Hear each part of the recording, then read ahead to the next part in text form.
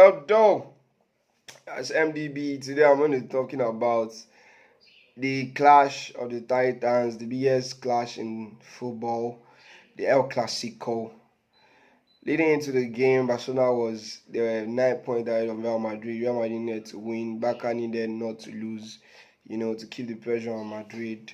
Um, Madrid started well, kept possession of the ball, linked up play. Modric, Cruz, and Camavinga were fantastic in midfield. Were dominating Busquets, De Jong, and Gavi in midfield. Barca were not creating enough chances. Then at the end of the day, Real Madrid went ahead through Vinicius. Um, a lucky goal, like through Araujo's own goal was just a cross that was turned into his net by Araujo.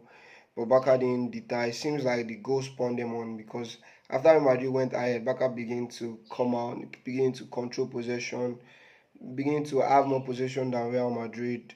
They begin to create chances. They were much more better in the second part of the first half, and finally got their goal to Sergio Roberto. And the second half, Barca came out firing. They controlled the tempo of the game for like majorly for like half of the second half. Then the final 20 minutes of the game was so open, like it was so nice to see as a neutral, but I think tactically it was so weird to see Barca being that open because they were the one they didn't need to win the game. What they had to do was to avoid defeat. It was understandable that Real Madrid started pushing in the after the 70th minute, and Ancelotti made some attacking changes, bringing in Asensio, bringing in Ceballos, bringing in Rodrigo for Cruz and Modric.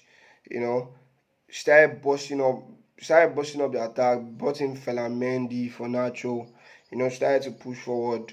It was end to end. Then Real Madrid thought they are taking the league through Asensio. The goal was ruled out for offside, which was very close, but it was a good call. It was offside. Then 92 minutes on the clock, Barcelona scored the winner. Franquesche was a fantastic build-up play with Alejandro Balde crossing the ball in for Franquesche to tap into the net. I think after the game, it was the way Barcelona celebrated. It was clear to see that they believe they've won the league because now they are 12 points ahead of Real Madrid with 12 games to go. A lot of stranger things have happened in football, but this is highly unlikely that Real Madrid mount a comeback and win the league. I think it's going to take something out of the ordinary or something drastic for Barca to lose the league right now with 12 points ahead of Real Madrid with 12 games to go. Now Real Madrid has nothing to. They have only the Champions League to fight for, and we know the issue of Real Madrid. If there's one title they've always known how to win is the Champions League, and of course I know that's where they'll put all their attention into the all because they know the La Liga has gone. They are one goal down already in the Copa del Rey. I don't know if they can make the comeback because they have to go back to the Camp Nou as well. But the way they played yesterday, it just shows Real Madrid. I fail to understand them. Sometimes they play so fantastic, like they did at Anfield against Liverpool. And sometimes they just play so dejected football, like no urgency, no pace.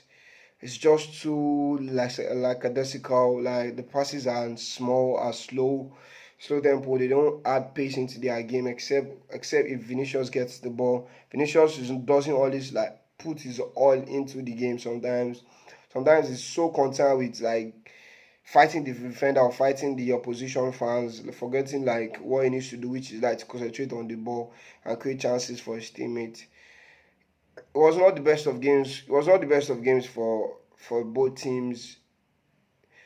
But Barca would not care. Barca won the game. They have the result. They're 12 points ahead, and trust me, they will not care one bit. It was a fantastic job from Xavi. Like where they were comparing where they were in the first leg of the Elclasico that was played in September, where Madrid defeated Barcelona 3-1, to where they are now, where they've barely considered goals in the league. They've considered the least amount of goals in all of Europe top five leagues in the league this season. To seeing themselves 12 points ahead of Real Madrid shows the amount of work and the great job Xavi has done. Though they are not winning in the fashion where you would expect Barca to, which is winning by 6, winning by 5. But a win is a win. Nobody cares. I think this win symbolizes how important or how big of a step Barca has made this season, because it justifies the risk they took in activating those levers that they activated in the beginning of the season, so as to have a team that can compete. And Xavi has been able to use those teams to compete, and they will end up winning La Liga, which is like positive thing, or which is a step in the right direction, which shows Barca might be winning their first league since 2019. So in all, it was a positive day for the Catalans. It was a positive day for Xavi and his boys, and it was a day to forget for Real Madrid. And officially, I think they've conceded the title to Barcelona, and now they'll be looking forward to the Champions League. And you know who they are facing. Of course, they'll be facing Chelsea, and that will be an intriguing tie to see.